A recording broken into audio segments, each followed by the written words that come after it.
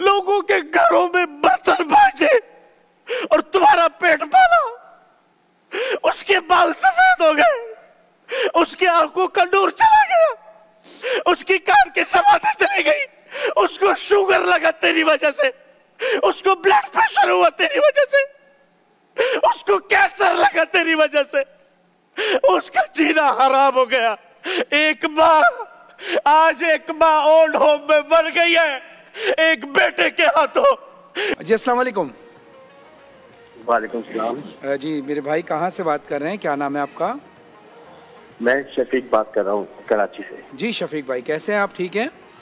जी जी, मैं मौलाना साहब से बात कर सकता हूँ? जी जरूर बात कीजिए। जी मौलाना साहब, एक अजीब सी मेरी तबीयत हो गई है, बहुत बेचैनी सी है, नहीं समझ में नहीं आ रहा मैं आपको बताऊं कि मसला क्या है।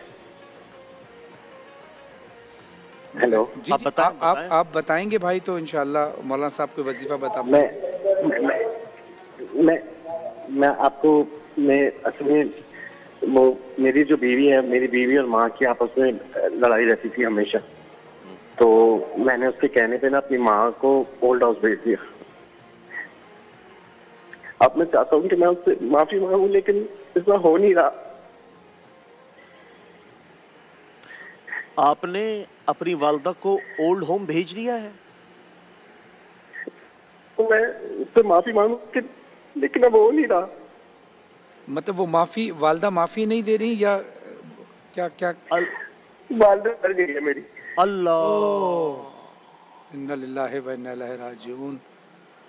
मेरे भाई मेरा बस नहीं चलता, मैं अपने आप को जी चाहता, मैं अपने आप को नोच लूं अपने नाखूनों से। यही समझ में नहीं आ रहा, ना मुझे नींद आ रही है, ना मुझे कुछ हो रहा है, मुझे सब पे गुस्सा आ रहा है।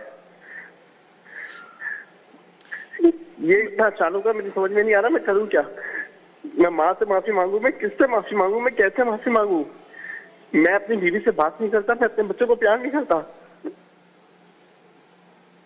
मेरे भाई आपकी गुफ्तगू सुन के ना मेरा जिगर मुंह को आने के करीब है। वो एक आशिक ने ना, अल्लाह, आशिक था, उसको माशूक ने कहा था कि माँ का जिगर लाओगे तो तुमसे शादी करूंगी। तो उस बदबख्त ने जाके माँ को छीरा, माँ का जिगर निकाला और चलता हुआ दौड़ा कि मैं अपने माशूक से कहूं कि ले, मैंने अपनी माँ का जिगर काट के तेरे सामने पेश कर दिया।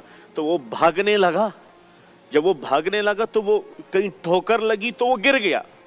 जैसे ही गिरा तो कलेजे से आवाज आई, शाला खैर होवे मेरा बच्चा। अल्लाहु अकबर, अल्लाहु अकबर। शाला खैर होवे मेरा बच्चा, जो लोमा पेट में रख खुद न खाए तुम्हें खिलाए, खुद न पिए तुम्हें पिलाए, खुद सर्दियों की रातों में खिड़की दरवाजों के करीब सोए, तुम्हें लिहाफ पहनाए, लोगों के घरों में बर्तन बाजे और तुम्हारा पेट पाला।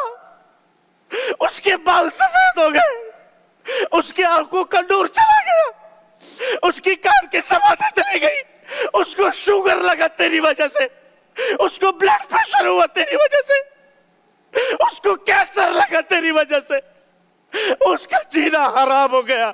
एक माँ, आज एक माँ ओल्ड होम में मर गई है एक बेटे के हाथों, जिसके पैरों तले जमीन थी, जिसके पैरों तले जन्नत थी।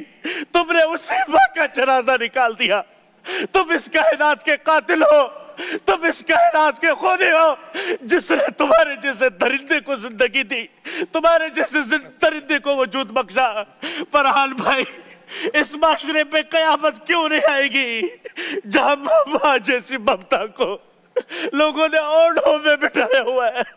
माँ जैसी ममता देख के भी ना देख रही हो तो मेरी आपसे गुजारिश है, उस अल्लाह से माफी मांगे, उसकी कब्र पे जाकर रोए कि ऐ माँ, मैं तुझसे आज भीख मांगता हूँ, खुदा की कसम तुम्हारी नमाजें मुंह पे मार दी जाएगी, तुम्हारे रोजे मुंह पे मार दिए जाएंगे, तुम्हारी दुआएं आसमानों तक भी नहीं उठेगी अगर तुमने ये माँ, ये तुम्हारे लिए जन्नत थी, ये माँ ये तुम्हारे लिए दुनिया व आखिरत का बेहतरीन सर चश्मा था।